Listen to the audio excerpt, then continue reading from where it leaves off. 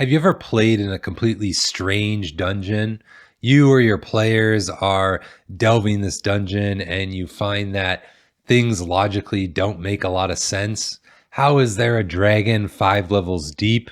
And what are these purple worm tunnels carving through this man-made structure for? Old school Dungeons and Dragons are full of these types of dungeon examples. It was largely the default way to play back in the day. You'd have these large dungeons and they'd have these strange things going on inside of them, and they were mysterious. Things weren't clearly explained. In the OSR sphere, these types of dungeons have been described as and become known as the mythic underworld. These are strange places where the players can go and explore, but the natural laws may not fully apply to them. Entering the dungeon is seen as crossing the threshold to the underworld, where things are strange and dangerous for the players, but they can also be handsomely rewarded as well. I think there was a sort of rebellion against these mythic underworld dungeons as modern gaming came to be, probably in maybe end of 2E, but definitely into 3 and later on. Many people felt these dungeons were silly and they labeled them as funhouse dungeons or gonzo weird for the sake of being weird. They felt that game masters that used the mythic underworld style of play were just being lazy. They didn't want to have to cleanly explain everything. As a result of this rebellion, you had these totally logical dungeons come into play. Here's the barracks, here's the armory, here's the toilet, which is fine, but it is a game. So not everything has to be 100% cleanly explained all the time. I think as humans, we have this sort of need to classify and explain things. And this sort of need really kind of bled into our dungeon design as the hobby has developed over the years, which is a fine way to play, but it's also okay to have that kind of mystery, that unknown, that weirdness explained as well. I do feel like sometimes the logical dungeons do have a tendency to kind of mute the fantastical element of our fantasy role-playing games. I've been working my way through Michael Moorcock's Elric of Melniboné. I know I haven't finished it all yet. You can try to revoke my GM license if you want. I can see where Gary Gygax, Dave Arneson, and the early players of Dungeons and Dragons were inspired by these types of sword and sorcery novels. Elric often finds himself in these weird dungeons that traverse planes of existence, or the laws of his natural world don't fully apply there. They are these weird and hostile environments, but they are fantastical and they are mythic, which got me wondering, can we break out of the bog standard logical dungeons? And if so, what makes a good mythic underworld style dungeon? Hi, welcome back aboard the Earthmote. I'm Randall, and today I'm talking about how to make your dungeons mythic. The concept for the mythic underworld in Dungeons & Dragons seems to be as old as the game itself. Its roots are discussed in the first 3 D&D booklets written by Gary Gygax and Dave Arneson, and the first that TSR ever printed. But before we get to that, we have to go back further, thousands of years. The idea of the mythic underworld is rooted in some of man's earliest stories and mythology. Countless tales speak of man going on a quest to the underworld, in most cases literally the afterlife. The Greek hero Orpheus travels to Hades to try and recover his wife from death. One of the oldest such tales is the Epic of Gilgamesh. Gilgamesh embarks on a quest for immortality after the death of his friend Enkidu. He travels to the underworld in search of said immortality. The ideas in these stories is that the hero must go beyond the barrier of the normal world. He crosses the threshold and experiences something wholly beyond the natural laws of the world they are used to. The idea of traveling beyond the threshold and into the mythic realm is something formulated in Joseph Campbell's A Hero with a Thousand Faces into the storytelling structure known as the hero's journey. In Campbell's structure, the crossing of the first threshold and into the belly of the whale are at the end of Act 1. And these are the first steps into the mythic underworld. All of Act 2 is all about the hero's trials and tribulations in the mythic underworld, and ultimately they are able to leave with some sort of treasure or newfound knowledge in hand. Does that sound familiar? Yeah, D&D players traverse these strange dungeons in order to get fantastical treasures.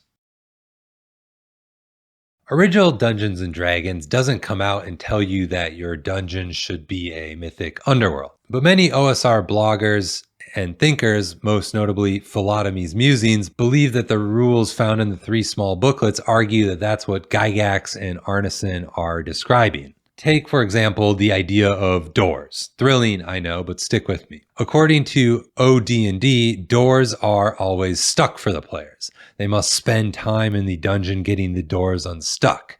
And the monsters on the other side of said doors will have no problem hearing them coming and won't be surprised by the players entering into that room. Once the players are through, the door miraculously closes on them despite all the effort to dislodge it in the first place. And perhaps even more oddly, doors are never stuck for monsters.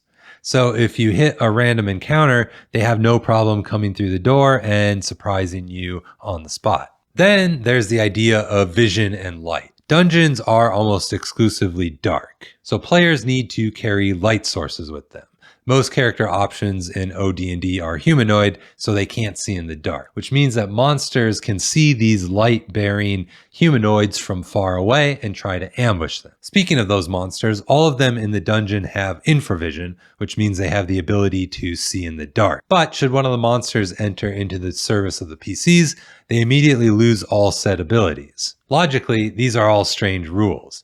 But what Gygax and Arneson are telling us is that normal logic need not apply in the dungeon. Dungeons are strange and hostile places. It feels like the dungeon is actively working against the players while they're inside of it. The players are Greek heroes sent to Hades to try and survive some ordeal and achieve their goal. Gavin Norman gives us a good description of what the mythic underworld is in his adventure modules, The Incandescent Grottos and A Hole in the Oak. His passage reads, "The mythic underworld is a generic term for those subterranean realms beyond the comforts of everyday life where danger and adventure abound. The mythic underworld is not a sensible place, but a realm of perplexing mystery and dream logic, where PCs can fight weird monsters, uncover lost treasures, and die in horrid and hopefully entertaining ways."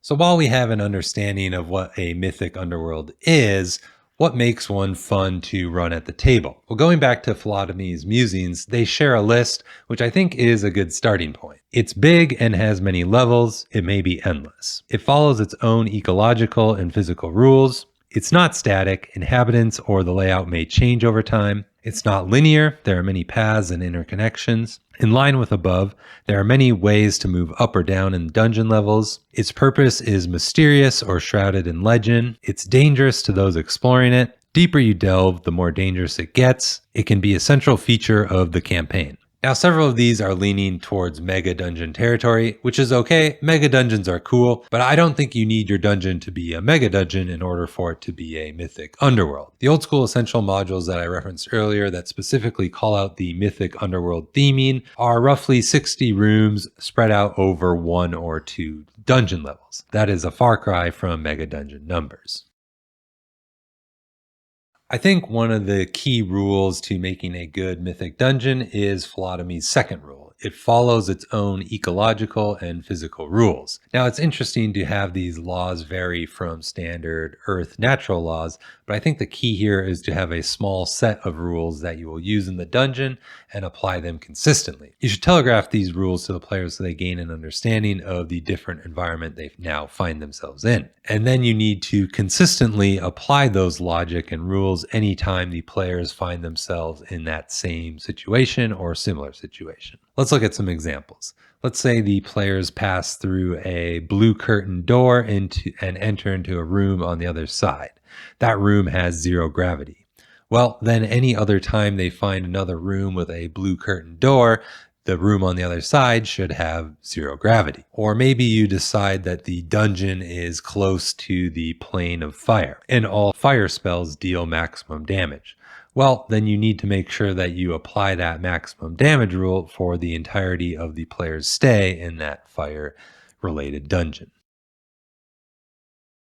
Now, if the players are going to venture into a realm where the dungeon itself is actively trying to harm them, there better be something good in it. This is where you need to ham up the legends and mystery around the dungeon. What tales of fantastical treasure exist within? If Gilgamesh braved the underworld for immortality, well, you best be offering your players something of power. Now, ultimately, it's up to you to decide if the rumors and legends around the treasures and the dungeon are totally true or not. Is there really a gem that holds the consciousness of the greatest archmage to ever live at the end of the dungeon? I don't know. That's up for you to decide. As a word of caution, I wouldn't make too many of these places that don't have a actually fantastical treasure at the end of it. If your players get burned one too many times, they might start passing on these venturing opportunities, and rightfully so. But what you could do is have the super great thing have a flaw or a drawback to it. Maybe the gem that holds the Archmage's mind does exist,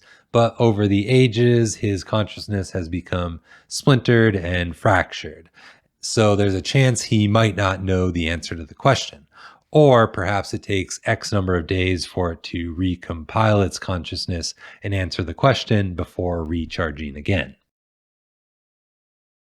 I don't think all of your dungeons need to be mythical underworlds. It's totally fine to have a crypt with some undead in it and some treasures that were buried with the deceased. It's fine to have a natural cavern with a red dragon and its horde living inside of it. All of these locations can follow the natural laws of your game world, and they work really well for adventuring locations. As I said earlier, there was a rebellion against this sort of mythical underworld and a strong push towards more logical dungeons in the modern and later editions of D&D. So I think a lot of people are already used to that style of dungeon delving. I don't really think there's a right or wrong way to approach this. Just find the right balance for you and your players.